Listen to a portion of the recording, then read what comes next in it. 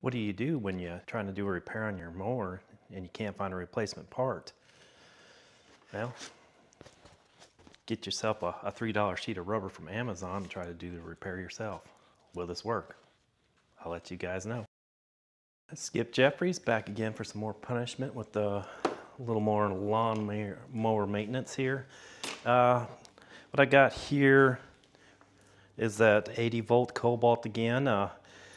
Trying to go in and, I mean, if you've seen the other videos, you probably were yelling in the background, you need to replace that back rubber flap. But yeah, the hardest thing about that back rubber flap was trying to figure out what the heck that thing was called. But through my internet research, it's basically called a trailing shield guard or flap.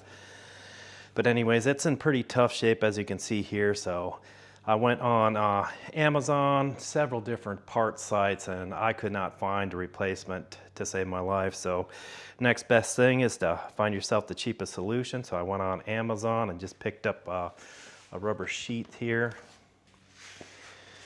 for $3. And after I opened it up, I thought I ordered the 18-inch, but it's only the 12, but we'll make this thing work. I think we can cut this thing in half and line up the pieces pretty good.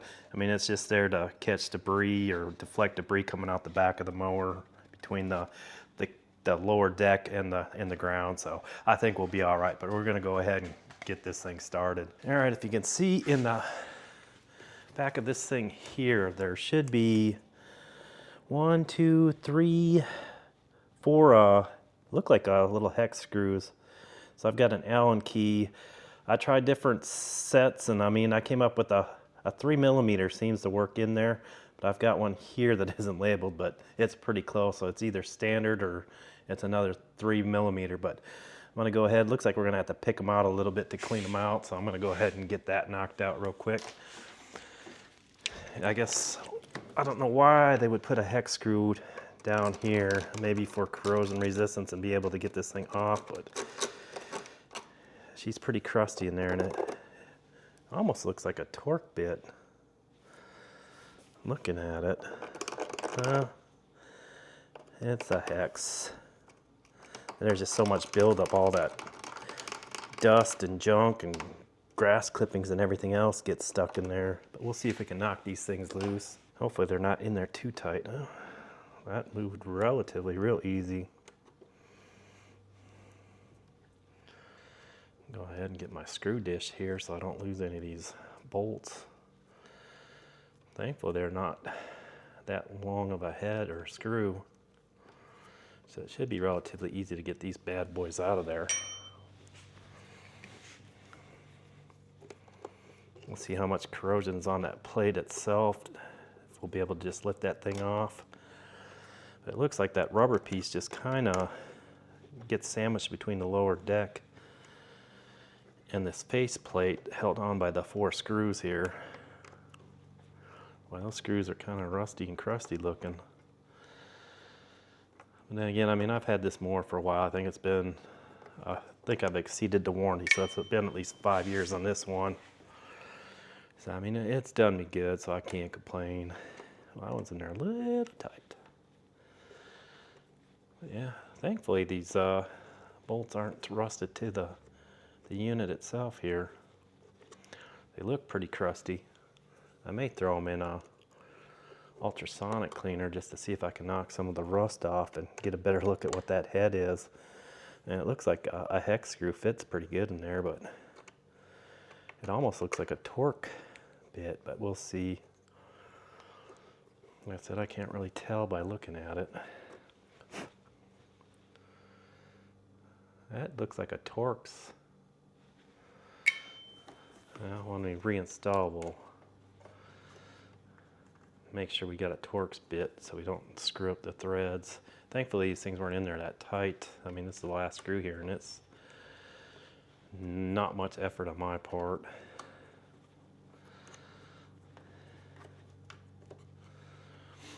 But yeah, lawnmower stuff. Things to keep you busy.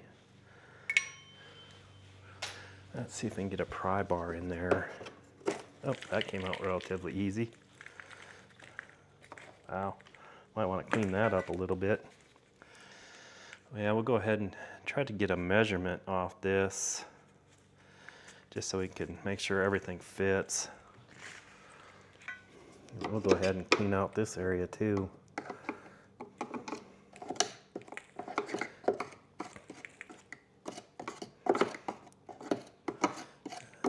It's kind of crazy how much crud and crust gets stuck up in this thing.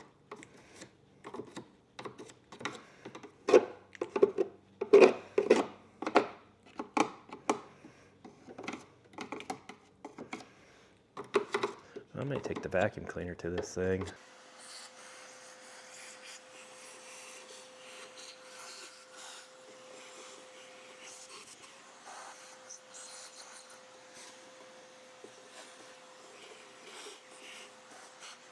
Let's see how good we did. Yeah, we got it as clean as I think it's gonna get. We'll go ahead and just get the lay of the land on this. It looks like it's a little bit of adjustment in there. They give you some slotted space room in there, so okay. I want to go ahead and clean this up here too. I don't know if you can see the surface rust on this, but I'm gonna have to clean that up. I'll be back in a little bit. I gotta free up some space on my work table here. So I'm gonna clean up these bolts real quick. I just got some all-purpose cleaner. I'm just gonna put into an ultrasonic cleaner. The ultrasonic cleaner itself is just like a jewelry grade, so I mean it's nothing fancy, nothing real expensive. I think you can pick them up relatively cheap, and hopefully you can clean up these bolts a little bit, knock off some of that rust, and actually see what type of head actually goes in there. But to me it kind of looks like it's almost a Torx. We'll give her a go here and kind of run it, and while that's running we'll go ahead and take a rough measurement on this piece we took off of there, going end to end, and we may have to slightly modify this thing. Looks like it's about 15.5 inches side to side and just under 6, so I think we will be good on that rubber piece we've got. It does have kind of some rounded ends at the end of it. One looks like it's notched out, but we may have to do a slight modification once we get this thing back together. I wanted to take a look at that plate. It's pretty rough shape.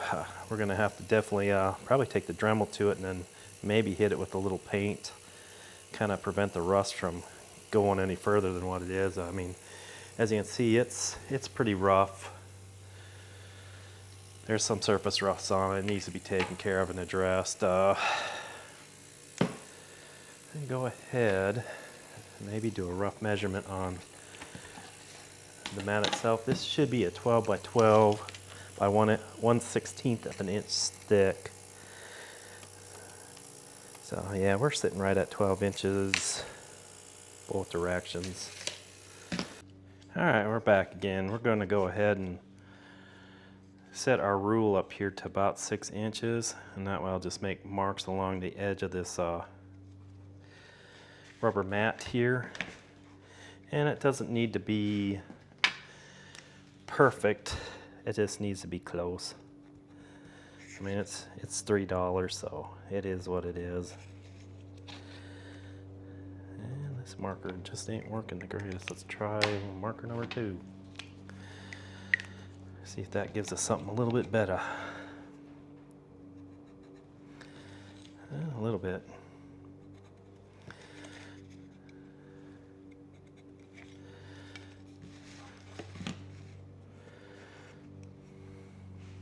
I usually like going from both sides, but sometimes things can be just a tad or a tick off, and kind of lets you know where you lie. Gets both sides the same way, and I mean, I don't want to do a butt ton of cutting. It looks like it's pretty close, and I just like to have a straight edge, and we'll go ahead and make our cut.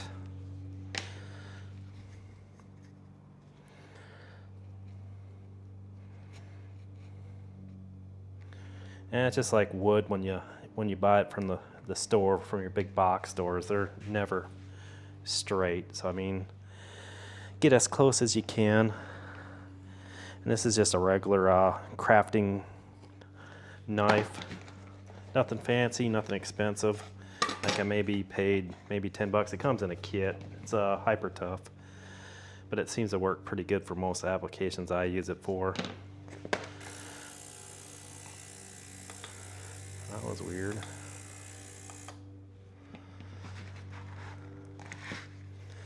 Well, go ahead. I guess it didn't go all the way through. We'll try to score it all the way through it. A little bit tougher rubber than what I was expecting.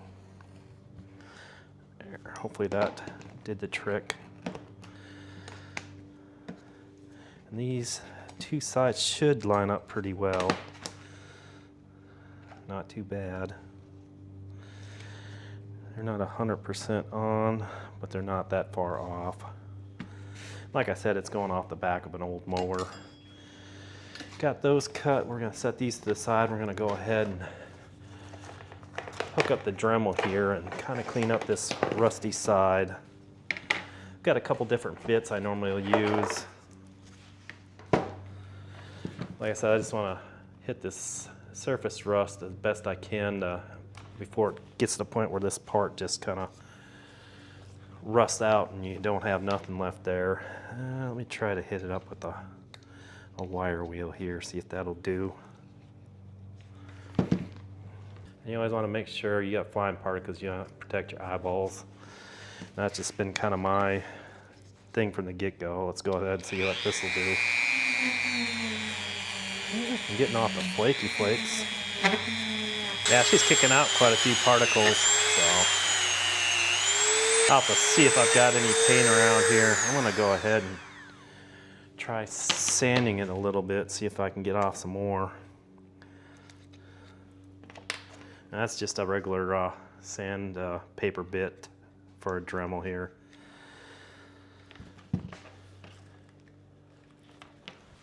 Let's see if this does any more better. Oh yeah. There we got most of that surface rust off of there. Pretty tempted to hit this other side, but it looks like that paint coating, whatever's on there, is pretty much intact.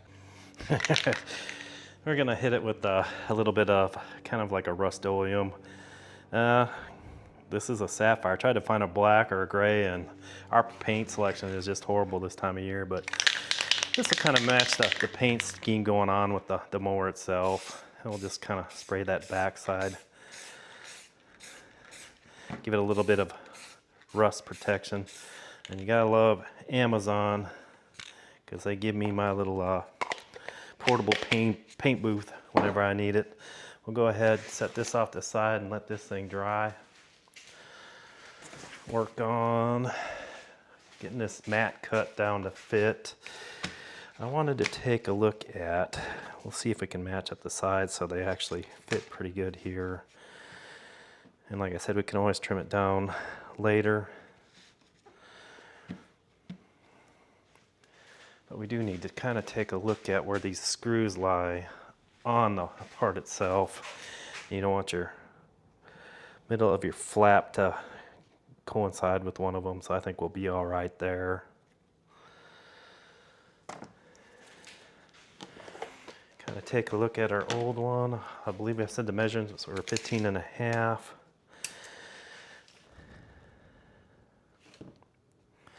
So we'll pretty much go 7.5 is 15. So 7 3/4 should give us our marks on either end of this thing here. Or at least get us close.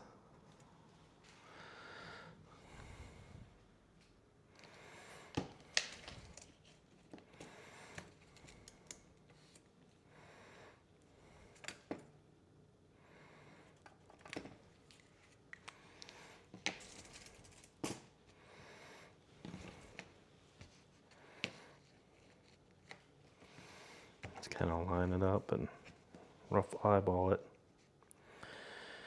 Pretty good chunk missing out of it, but I think that'll work.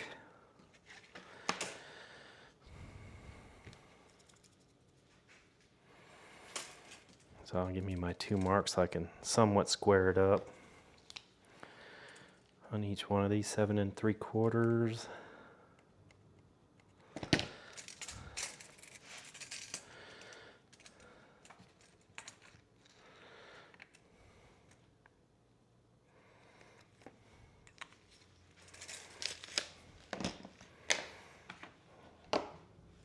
ahead and get my straight edge.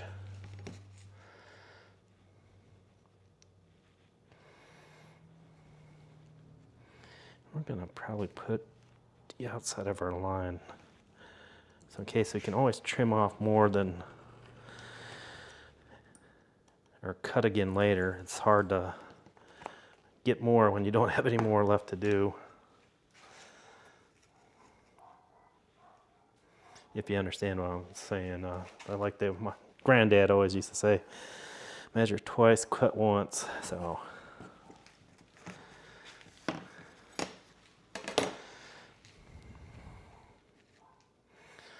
we'll go ahead and see if we can get the template of our cutouts up on top here and actually lay out where we need to have our screw hole go through.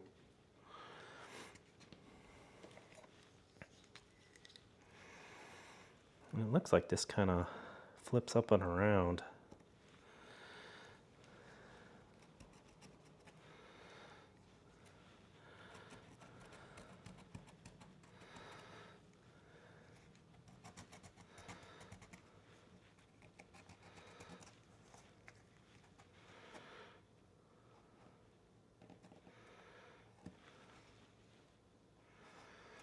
So that should give us a rough estimate on where we need to go. And we'll just kind of do these cutouts and just be mindful anytime you're using the blade, just make sure you don't cut your fingers. I've had way too many stitches in my life, so I try to play it safe around these things, but accidents happen. So I mean, I think last year, well actually it was 2 years ago, I was doing a repair on the bottom of the garage door, that bottom seal, and I ended up had to cut the old seal off, and I ended up whacking through my finger, and that was not very cool. Now for these holes here, I'm gonna have to, I'll see if I can find a hole punch, and we'll kind of knock a hole on each end of our our cutout tab here, and that'll give us a little bit of leeway to place this thing on there. Alrighty, back again here, got my hole punch and hammer. We'll see if we can knock these holes into these things and not cause too much damage. Don't want to tear up my $3 investment here.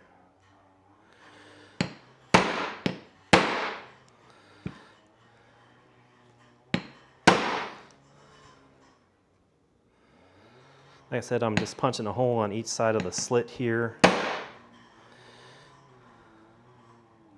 Just enough to facilitate a little bit, or to cut a slot in so I can have a little bit of room to move stuff around if we need to. And I guess if we got creative, we could actually put it on the mower and punch through on the hole, on the actual screw hole.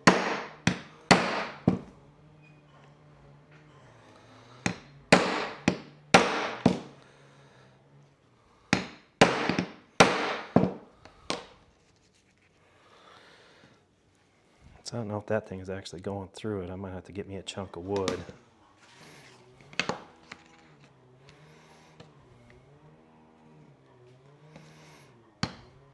There we go. That's the ticket. I've got a chisel here. I'm going to see if I can just chisel.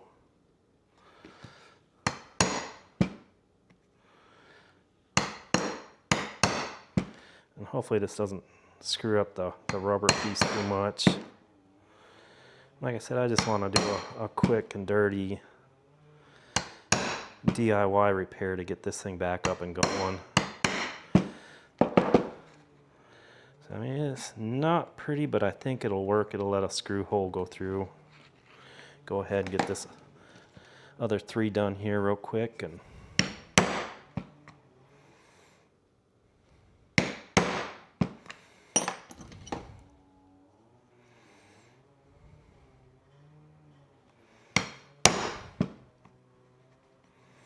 kind of reminds me of punching leather at Boy Scout camp when you're a young kid.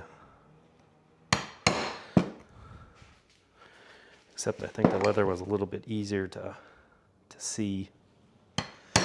That too, and my eyes are probably younger then too, so might be the difference. Go ahead and see if we can peel this back a little bit. Yeah, there we go. Yeah, practice makes perfect.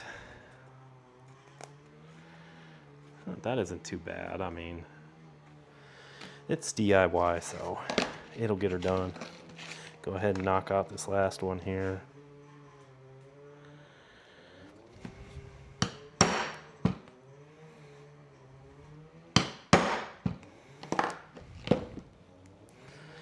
Rinse and repeat, like I like to say.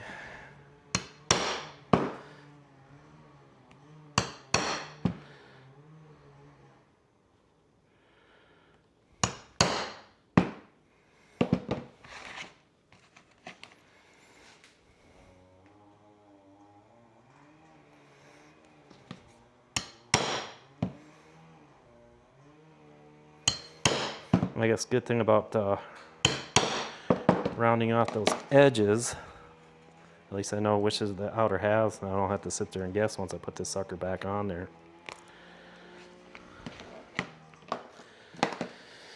And go ahead and finish up this last one.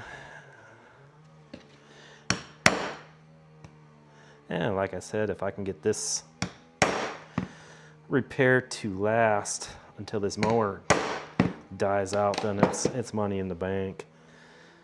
I mean, not like this is a very important issue, but kind of. It's safety. I mean, you're talking about possibly taking some shards to the top of your feet area. So I mean, in an essence, you want to do what you can, prevent a hospital visit. So if this $3 provides that, then it's money in the bank.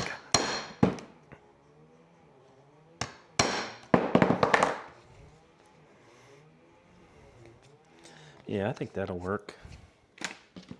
I think I need a bigger desk here, a bigger work table.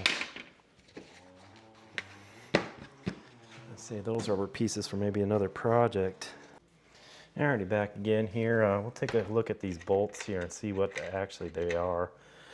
It looks like the ultrasonic cleaner kind of did its trick. Like I said, I don't know if I showed this before, but the ultrasonic cleaner isn't much.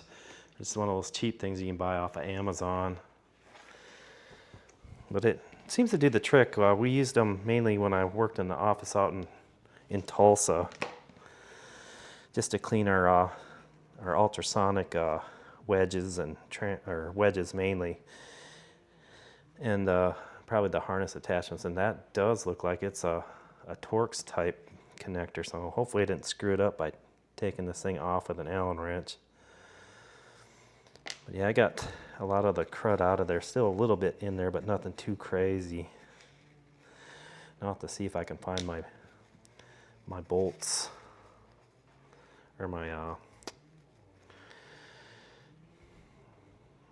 guess screwdriver connections, and see if I've got an actual.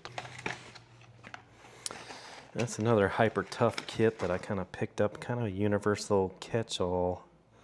And it's got most of the common bits that you need for most of your applications. It may not be a Torx bit. Yep. Looks like it's a Torx 20. So I'll go ahead and take that out, and we can use that to get screwed into place. Paint's still a little tacky here. We'll go ahead and finish cleaning off these bolts here. But I mean, they weren't on there that tight, so they didn't look like they used any type of thread block or anything on there, so I think we're pretty well safe to say that it'll probably go as is. But anyways, I'm gonna take a quick break here, and I'll be back, and hopefully this paint will be dry and we can put this thing together and give you a finished product. Alrighty, back in here. I think the easiest way to do this is to actually kind of place that metal bracket thing up on it and kind of push it through screw. It would make it easier to to get everything lined up. And because looking at it earlier, you'd be fighting it pretty hard to line up your holes with each different screw. So I think this is the only way that'll probably work out pretty good, or at least easier and quicker. That won't take you a butt ton of time to get this thing put back together. To me, I like, if I can make something easier, I'll make it easier, and that way give us a chance to kind of line up our flap here. And ideally, I guess, I mean, the best thing, I would have liked to have had just a single piece, but the way it works out, I wasn't going to spend $15 on a rubber flap. But we've got it put together here. Grab my screwdriver and flashlight, and we'll go ahead and get this thing reassembled. Flap's got to go out the back here, so.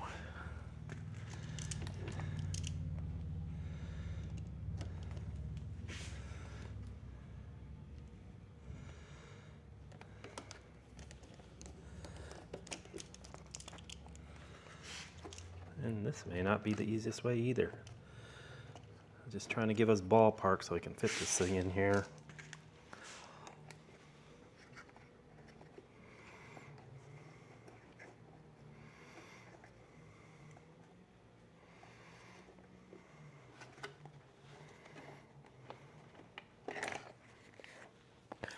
Wow, I might be riding the struggle bus on this one here.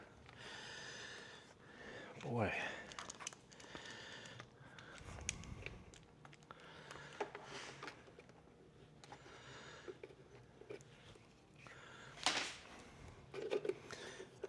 Prescription safety glasses are nice till you got to see things up close and personal. Well, God bless it all. Make sure your flaps are oriented right before you attempt to start screwing things on or together here. But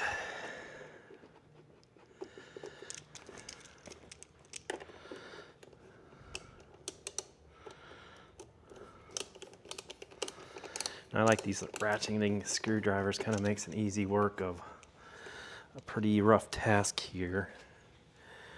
And probably a flashlight or a headlamp would probably work out the best in here and free up a hand.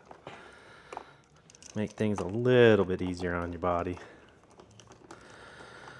Yeah, once you get these screws started, it seems like it's a pretty easy, carefree project. I'm not going to tighten these down right away because I know I'm going to have to adjust a little bit on this rubber flap.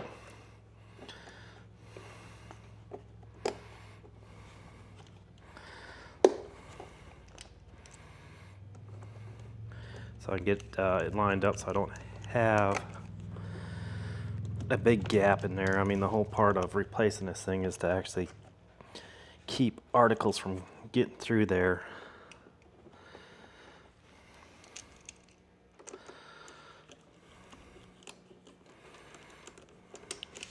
Yeah, once you get them started, it isn't bad. Seeing is half the battle, I guess.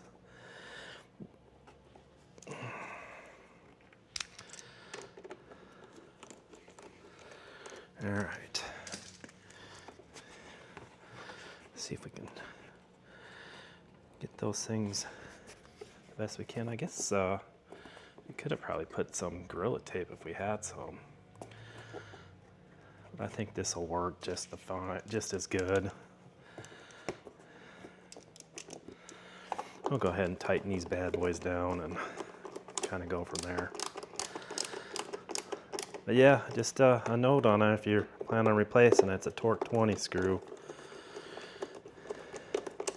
And hopefully your screws aren't rusted to the deck, but it looks like it screws right into a plastic piece underneath the undercarriage here. So I mean, you don't want to give more than almost a dugga on this thing, because you probably snap that screw assembly where this thing tightens down into.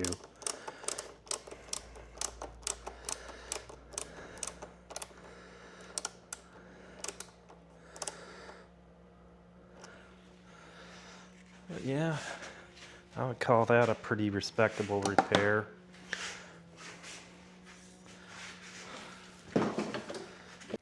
But as you can see, got the final repair done. Doesn't look too bad, and having the two flaps out there isn't too noticeable. Let me see if I can rotate the screen around to actually show the final product here.